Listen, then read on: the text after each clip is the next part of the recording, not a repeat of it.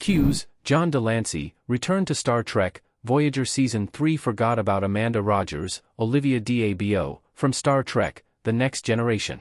Q is one of the most prolific characters in all the Star Trek TV shows, appearing throughout the franchise's 1990s era and even in more recent series like Star Trek, Lower Decks or Star Trek, Picard.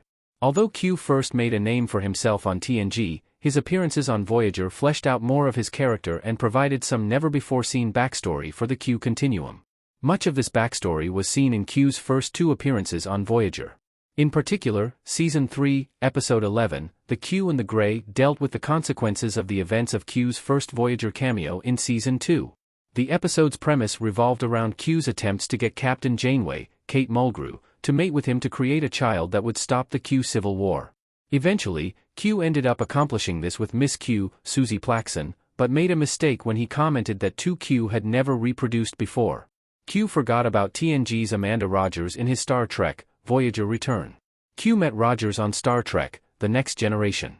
Amanda Rogers from Star Trek, TNG proves that Q was incorrect about no 2Q having a child before The Q and the Grey. Rogers was a female Q who became an intern on the USS Enterprise D during TNG Season 6, Episode 6, True Q. Initially, Rogers had no idea she was a Q, as she had been raised by human parents and had limited powers. However, it was Q himself who revealed her true parentage and the fact that the Continuum had been keeping an eye on Rogers since her birth. It seems strange then that Q would forget about Rogers' existence during his appearance on Voyager.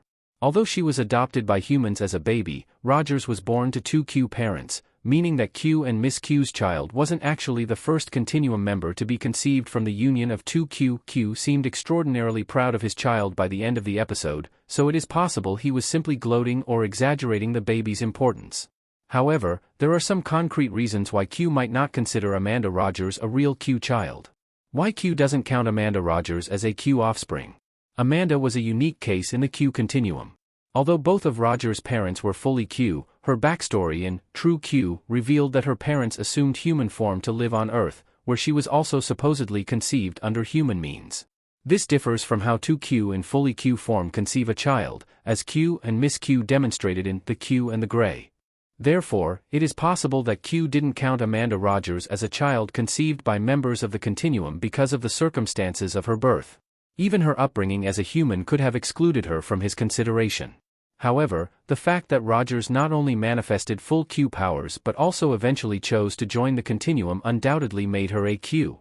Whether Q considered her a true member of his species, he was wrong in his assessment of his son being the first Continuum member conceived by Q parents. Unfortunately, Star Trek, Voyager missed out on the opportunity for a good TNG tie-in by not directly referencing Amanda Rogers during The Q and the Grey, which is too bad considering she was a fascinating character who might have provided some nuance to the episode.